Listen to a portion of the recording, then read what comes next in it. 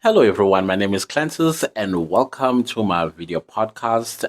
As I've always said on this podcast, is that it's not specifically about one thing. It is basically what's on my mind or something probably I had gone through and experienced during the course of the day, or during the course of the week or month or a year. Or maybe I will come with a story time of something maybe got triggered in my head and I felt, hey, let me bring it up here and share it with you. I also noticed that I have not been quite consistent on this channel, and I do apologize for that. It's because of okay, let me just not make excuses. It's just that I have not been consistent, and the numbers haven't started trickling in yet, which is a normal, I guess. I guess I will have to prove myself and then teach the algorithm on the type of content that I post here and things like that. So, anyways, today I just want to share a story. One of the things about my personality, I don't know if it's my personality or something, but number one, I'm pretty much a very introverted person, but I am an introvert with great social skills. If you don't know that irony, it's basically somebody who keeps to themselves and who doesn't like going out. I don't go out. I only go out when I feel like, okay, I'm going to work, or maybe I need to buy some few things for my household. And then I'm back right in the house on the couch watching television, or I'm creating a YouTube video, or I am doing some work. And if you invite me to a birthday party or a wedding or even a funeral, I tend not to go because I don't like being around many people that much. And so I'm very introverted. However, once I find myself having attended a certain event, I think as well, it also depends on the levels or who the person that invited me. And once I'm there, the the social skills that comes out sometimes it shocks me. I think as well it comes from the fact that once I've sussed everybody out, that's when I become a little bit comfortable to speak to a certain group of people or a certain kind of people versus the other people. I know that is also borderline judgmental, but for me, it's about my comfort if I ever come to an event. Of course, at work, I have no choice. If my job is taking me somewhere and there are going to be people, of course, I go through a lot emotionally. I go through a lot psychologically as well. But eventually, when I get there, I'm much better, and then that's where my social skills come out. So I was in a conference this past weekend, and I had a conversation with somebody that felt comfortable opening up about their personal lives to me, which is something that always happens, and I don't understand how or why. People find it very easy to open up about the most personal things, the most secret of things, whether it's a man or it's a woman or it's a teenager or somebody, a parent. It's always been a question mark in the back of my head, like what is it about me that makes people feel so comfortable to tell me their personal lives. And this one kind of like took the cup for me because I have been through a lot of other stories that people will seek advice for. That's another thing. I realized that I'm quite good at dishing advice, but this one, it really got me because I had no idea how to assist this woman that approached me. So here's how the story goes. So I'm sitting at the airport. I just came back from a work conference. So I'm sitting at this airport in Bloemfontein. I think it's called Bram Fisher International Airport. And I'm just waiting for my flight. My flight would be so I arrived at the airport 4 hours before my flight coming back to Johannesburg. And so I'm just sitting, sipping some coffee at Mug and Bean. and having a blueberry muffin because those are the things that I love eating when I'm at Mug and Bean. It's a cappuccino and a blueberry muffin. Of course, the cappuccino will have to keep flowing because they make the best cappuccinos, I think, at Mug and Bean. Anyways, this lady, I think herself, she had a long wait for her flight. And so at some point, she felt comfortable enough to come over to my table and say, "Hey, I know you don't know me. I don't know you either, but something tells me that I can talk to you about this because it is bothering me. And I'm going back home to this very situation that I want to talk to you about. I don't know what angle you may have for me that I can take and put to use when I go back home." And I'm like, "Oh, yeah, I don't believe that I've met you before or seen you before, but okay. If you're comfortable telling me whatever it is that you want to tell me, then let's go ahead and let's have this conversation." And this poor woman, um, she pauses for a while, and I could tell that this is going to be serious. How serious, I was not sure, but I knew this was going to be something serious. So she said, "Okay, I'll cut to the chase. My husband has a boyfriend." I'm like, "Excuse me?" She says, "My husband has a boyfriend and he thinks that I don't know." So, of course, I'm sitting in an environment, it's raining outside, like it's pouring with rain. And suddenly I feel heat. I started sweating and I'm thinking to myself, "Oh my goodness." Then I look at her and I'm like, "So, what do you want to happen about this?" She says, "Okay, let me break it down to you." She tells me that her husband and herself met when they were about maybe like their mid 20s. They just graduated from university. In fact, he had graduated from university. She only graduated from high school. And she doesn't have like a university degree or anything like that. She comes from a super religious background. She also comes from a traditional background at the same time, where she comes from originally. And when she met this a current husband, they met at a funeral of somebody they both knew, and so they kind of like spark up some kind of friendship. That friendship developed into a relationship, and that relationship bore a child. And from there they decided to get married. I think around the when the guy was 31, she was about 28-ish or something like that, and that was about 12 years ago. And I'm like, "Okay, cool." Everybody is very excited for her that she has this amazing guy in her life who makes sure that she's well taken care of. And because he studied engineer at university, he kind of like has a really, really, really good job that pays really, really well. It affords them very expensive holidays, expensive lifestyle. They live in a posh suburb in Johannesburg and also drive some really nice cars and all that stuff. So and then I asked her, "Is it the reason why you haven't told him is because you're afraid you may lose all of this?" She said no. She couldn't care less about material things, but her biggest fear is her family and society, because the family is very well respected where she comes from. And people in that area never thought that she was ever going to find someone who was going to love her and take care of her, because she also had, apparently, she had a past, and her past was not that good. So people were quite shocked that some gentleman from somewhere came and took her hand in marriage and couldn't care less what her past was all about. So people back home, they've been waiting with batted eyes that her marriage will fail if he doesn't find out. Anyway, she told him that she said she told him everything about her and her past. and he did not have a problem because he said he was in love.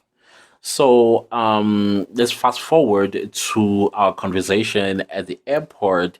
And so I was like, okay, so how did you find out that your husband has a boyfriend? She says that about 4 or 5 years ago, he started behaving very strangely. Like he was no longer as attentive as he used to be, despite having 4 kids, and he's already now approaching. I think he's already in his approaching 40s or something. So he's suddenly acting as though he's 25 years old. um she doesn't have a problem with him going out. She doesn't have a problem with him having friends and coming home with friends, and they will sit around and do things, go out, go on holidays together. She doesn't have a problem with all of that because she trusted him. However, she always had this nagging feeling that he must be cheating on her.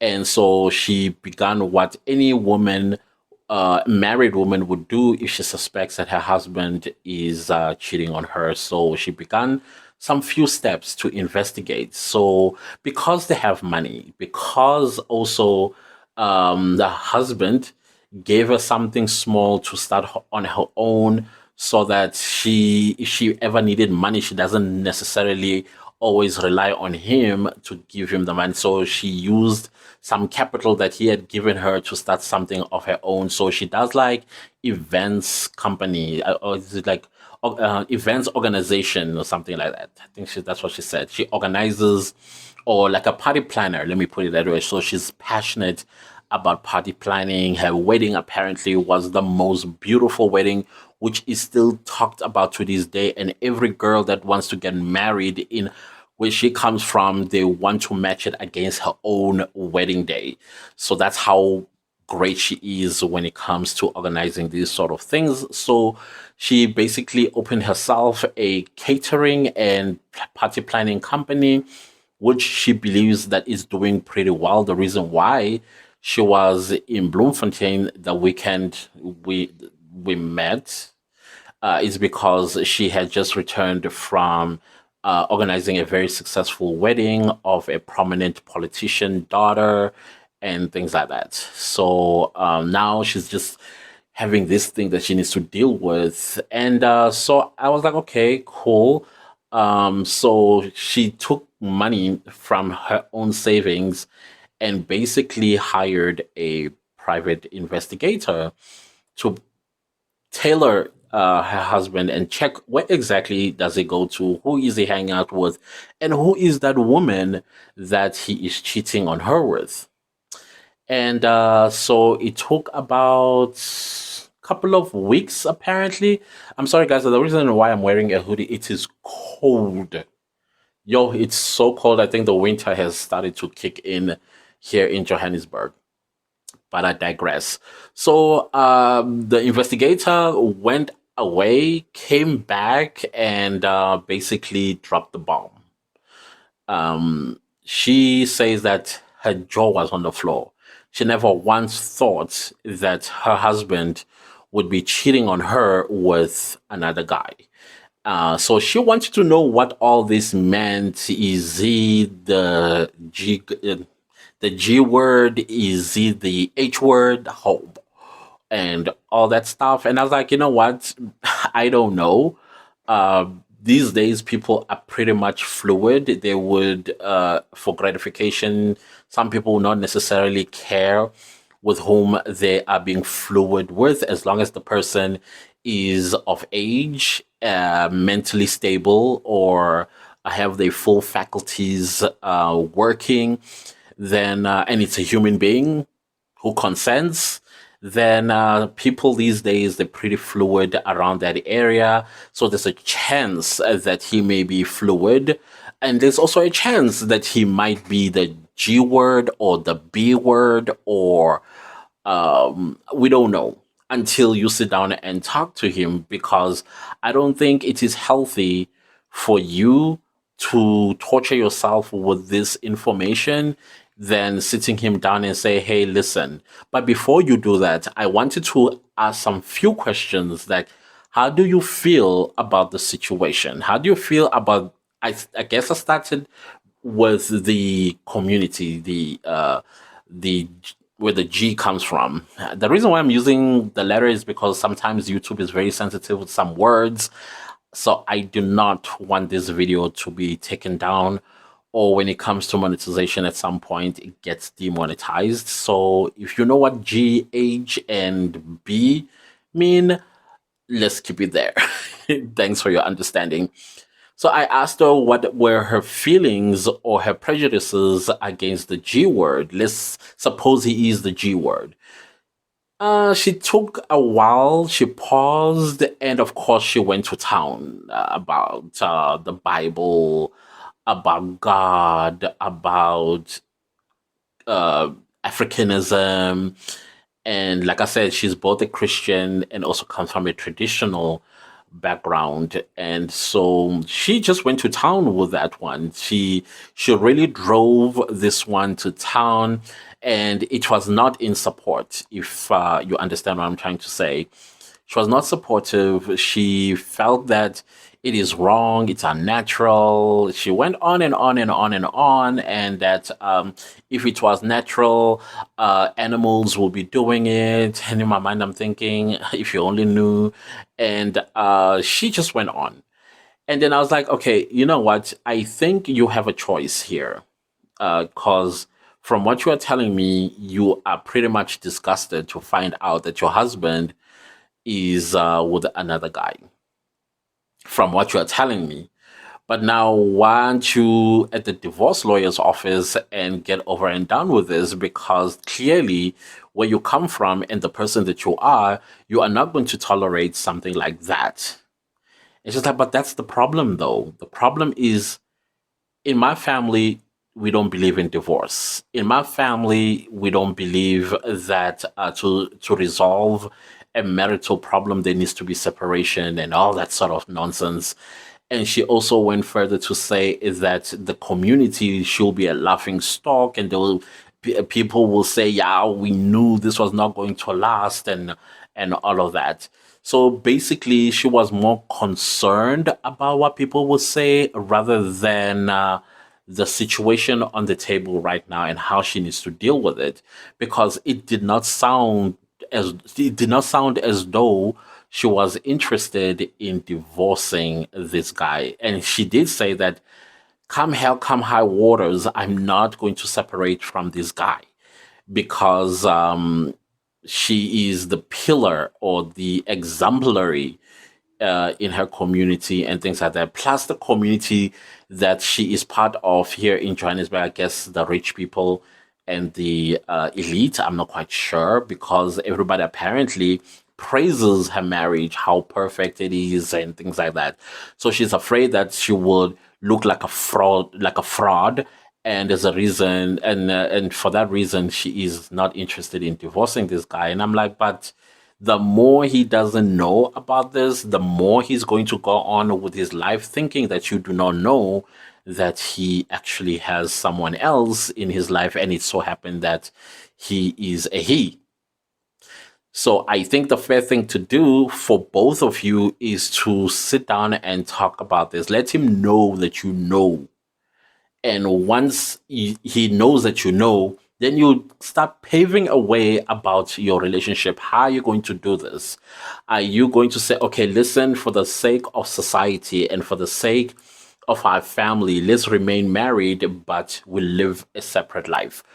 You will come home and you will sleep under the same roof as myself, but you will be occupying the guest house or the guest room or whatever the situation is, and you can continue having your guy friend with you, but I will also try and find someone else for gratification purposes, and that person may know what is going on, what the situation is, or they don't have to know what the situation is. It's totally going to be up to you guys, rather than playing this cat and mouse where he literally thinks that he's getting away with something that is clearly hurting you, something clearly you disapprove of. So I believe that communication is the best way of paving a way forward with this one. I don't think that you should keep it away from him. And I think at some point as well, he has to come and tell you the truth about what is really going on in his life and how long this has been going on. So then I asked her, is this person that he is with is the guy that he comes home with and introduced him to you as his best friend? He's like, no, it's a guy that she said, no, it's a guy that I've never seen before. I know all of his friends, and most of them are married. He doesn't have a single guy friend in his group. Everybody is married basically. So this young man that she was seeing in these videos that were taken by the private investigator, she's never seen him before.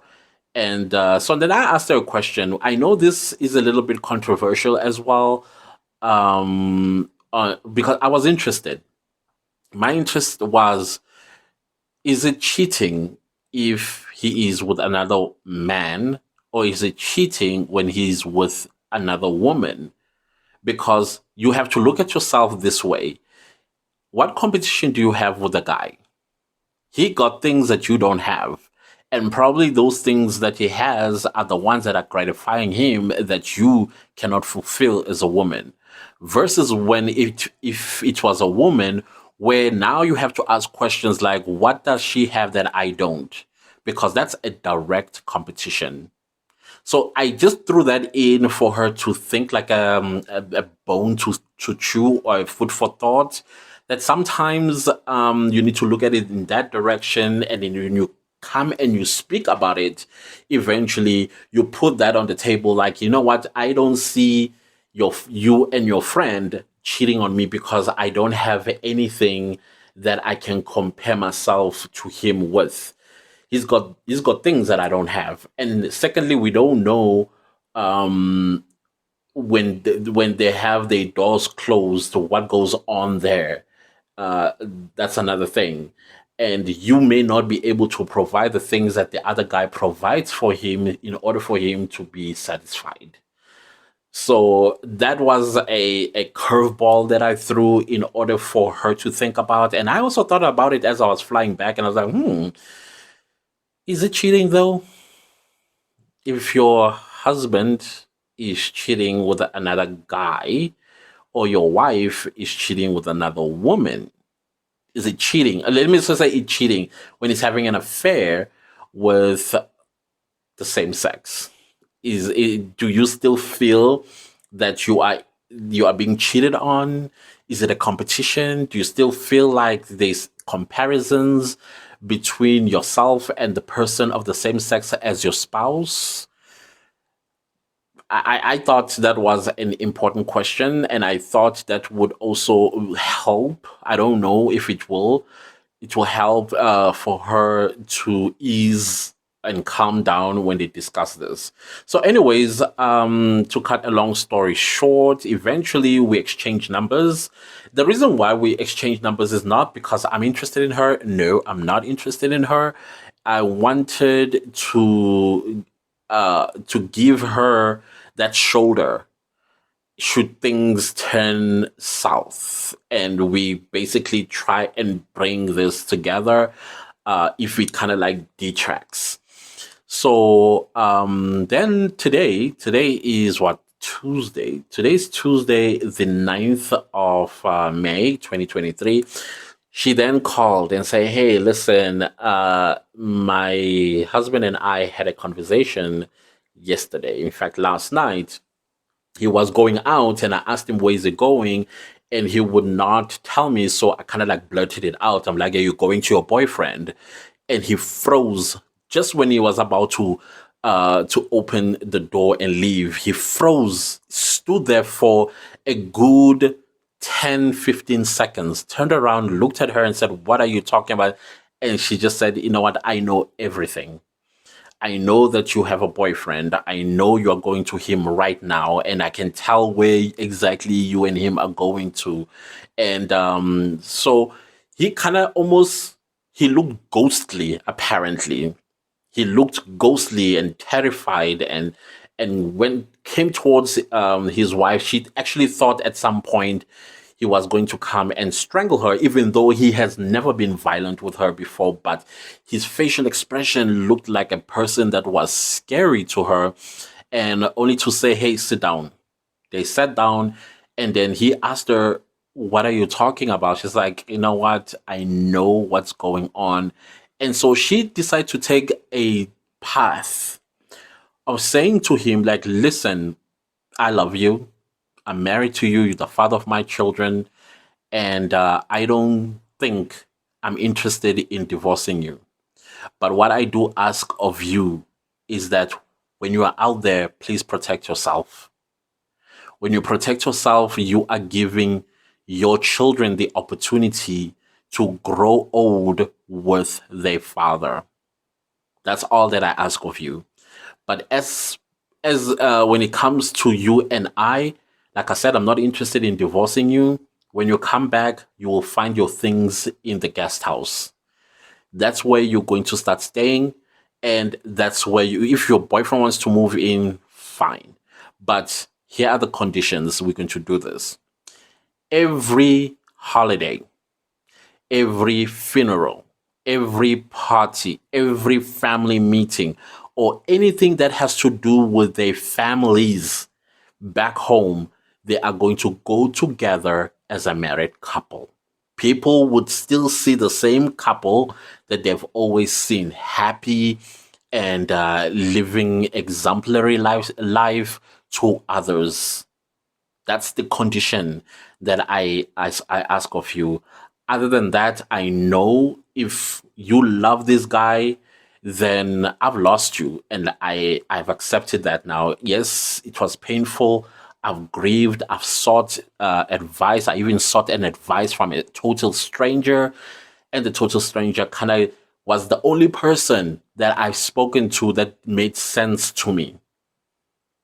So he started breaking down and crying. He apparently, that's what he did. He started breaking down and he was crying and he was begging for her forgiveness and telling her that all of this he did not mean to do it to her because she's a good woman.